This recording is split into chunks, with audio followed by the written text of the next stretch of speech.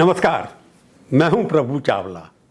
आज हम एक विशेष चर्चा करेंगे, वो है राहुल गांधी के ऊपर। राहुल गांधी कभी ना कभी बड़ी चर्चा में आ जाते हैं, सोचते रहते हैं कि किस तरह से उनको सुर्खियां बटोरनी हैं।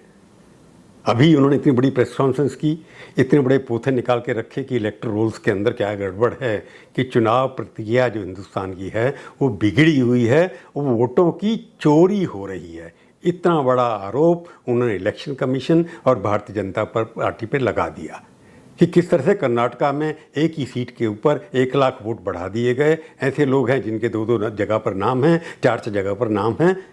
उनका उद्देश्य क्या था? राहुल गांधी का उद्देश्य यही रहा है कि भारतीय जनता पार्टी वोटों से नहीं जीतती है, बल्कि मशीनों के चोरी या उसमें गड़बड़ करने से जीतती है। ये पिछले 5-6 सालों से वो कहते चले आ रहे हैं। यही बात उन्होंने कल कही थी। राहुल गांधी का एक अपना तरीका है सुर्खियां बटोरने का। अभी जो बात उठा रहे हैं, ये ऐसा बिहार के अंदर जो विशेष गणना हो रही है, जिसको हम बोलते हैं SIR, स्पेशल इंटेंसिव सर्वे जो हो रहा है, रिजल्ट वहाँ पर की जा रही है, उसके ऊपर राहुल गांधी सबसे आगे लेकर के चल रहे हैं। राहुल गांधी का उद्देश्य यह है किसी ऐसे मुद्दे को पकड़ लेना चाहिए जिससे भारतीय जितने भी इंस्टीट्यूशंस हैं, इलेक्शन कमीशन है या कोई और संस्था CBI है, उसके ऊपर सवाल खड़े हो जाएं कि ये यारी संस्थाएं जो हैं बड़ी इंडिपेंडेंट नहीं हैं, ये रूलिंग पार्टी के कहने से चलती हैं। अब उनकी बारी है कि इलेक्शन कमीशन के ऊपर किस तरह से उड़ाया जाए। तो चोरी का आरोप लगाना जैसे उनकी आती है, वो बड़े नाम यूज़ करते हैं, बड़ी गालियाँ यूज़ करते हैं, बड़े शब्द यूज़ करते हैं। ये आजकल फैशन हो गया है। चाहे BJP के नेता हों, चाहे कांग्रेस के हो, वो बड़ी से बड़ी कभी ऐसी बातें करते जो उनको कहनी चाहिए। राजनीतिक भाषा का दुरुपयोग जो हो रहा है, जो उसका विश्लेषण हो रहा है, जो जिस तरह से उसका डीजेनरेशन हो रहा है, उसका एक उदाहरण है कि जितनी बड़ी गाली उतना बड़ा प्रचार इन लोगों को मिलता है। अब देख लिए, पहले जैसे कहा चौकीदार चोर है, ये भी भाषा की भाषा थी। उसके बाद इस तरह के और भी भाषाओं को प्रयोग किए गए, रूलिंग पार्टी की तरफ से भी इस तरह किए गए।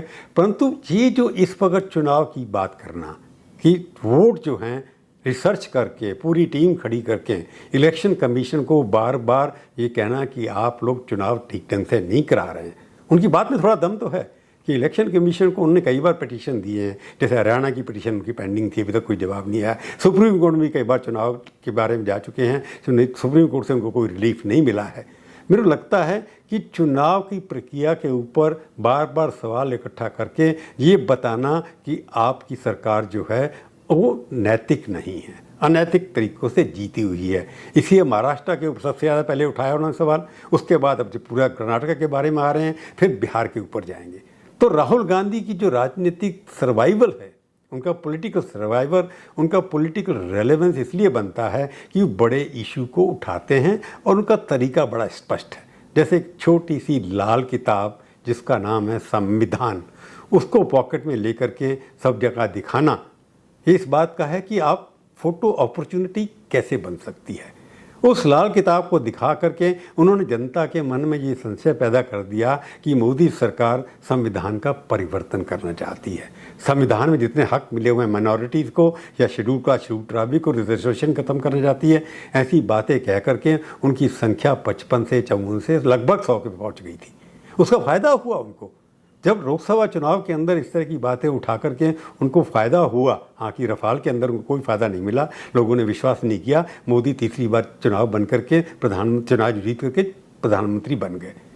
तो राहुल गांधी इस तरह की बातें क्यों करते हैं, ये सवाल बार बार उठता है कि इस तरह बड़े इशू क्यों उठाते हैं, ये सवाल बार बार उठता है। एक तो है कि 2004 से वो चुनाव में आए हैं, 2004 के बाद 2010 तक बड़े इनएक्टिव रहे, 2012 से एक्टिव शुरू हुए थोड़े बहुत। उसके बाद क्या हुआ, 2012 से लेकर के 2025 तक देश के अंदर 72 विधानसभाओं के चुनाव हुए हैं। उन 72 में से कांग्रेस पार्टी या उनके समर्थित लोग केवल 18 असेंबली में चुनाव जीते हैं।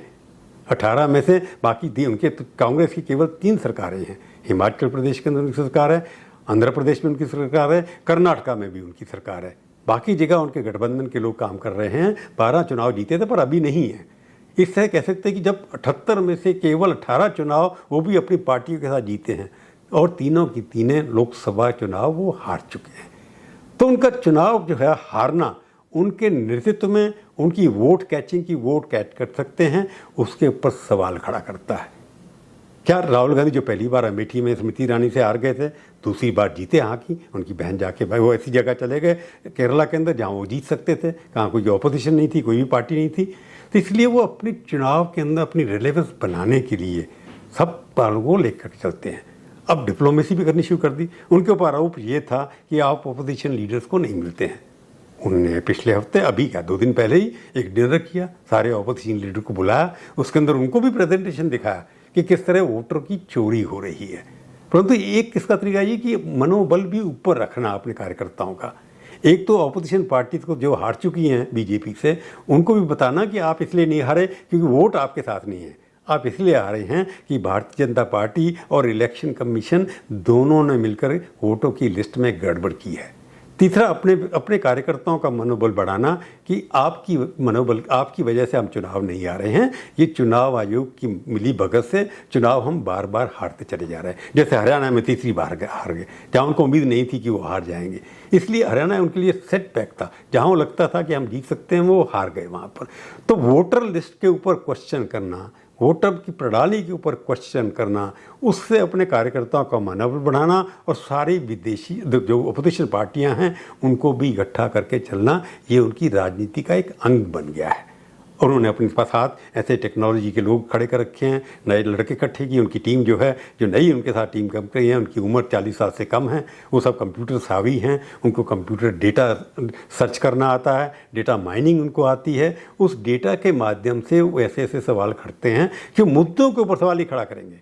हालांकि उन्होंने कोशिश की, करप्शन बड़ी है, अडानी अंबानी का नाम लेकर के बार बार करते रहे, उसके ऊपर कोई ज़्यादा असर जनता के ऊपर पड़ नहीं रहा था। इसलिए जितने आर्थिक मुद्दे हैं या करप्शन के इशू हैं, उसके ऊपर उनकी ट्रैक्शन इतना नहीं मिला, उनको इतना लोगों ने भाव नहीं दिया जिससे कि संविधान के ऊपर मिला था, जैसे कि उनको वोटर लिस्ट पे मिल सकता है।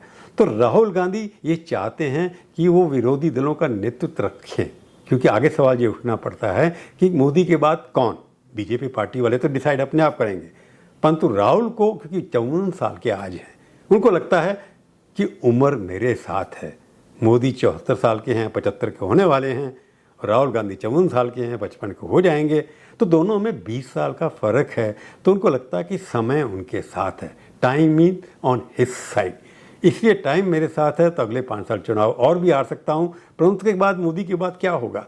तो इसलिए रेलेवेंस बनाए रखने के लिए, जनता को एंगेज करने के लिए वो अपने आप को कभी ना कभी ऐसे मुद्दों से, पहले रफाल का इशू उठाया, फिर संविधान का इशू उठाया, अब वोटर लिस्ट का इशू उठा रहे हैं, ताकि सारी की सारी ऑपोजिशन पार्टियां उनके साथ जुड़ जाएं। अडानी के इशू पर, अंबानी के इशू पर या बाकी इशू के अंदर वो इकट्ठे नहीं हो सकते। इसलिए वोटर लिस्ट में जो इलेक्शन कमीशन हर जगह स्पेशल सर्वे करा रहा है, वेस्ट बंगाल में शुरू रहा है, वहाँ पर ऑपोजिशन की सरकार है, तो वहाँ पर भी ममता जी को साथ लेके चलना है। बिहार में बीजेपी की सरकार है, परंतु लालू के साथ उनका गठबंधन है, इसलिए उनको भी साथ लेकर के चलना है। तो ऐसे मुद्दों को उठाना जिसमें सारे विरोधी दल इकट्ठे एक प्लेटफॉर्म पे आ रहे हैं, ऐसे मुद्दों को राहुल गांधी लेकर के चलते हैं, ये उनका एक एजेंडा है। तो अपने आप को कैसे सुर्खियों में रखना, अपने आप को कैसे यूनिफायर सबको मिला करके चलना, इसके प्रति जो भी इशू उनके समझ में आता है उसको लेकर के राहुल गांधी आगे चलते हैं। धन्यवाद।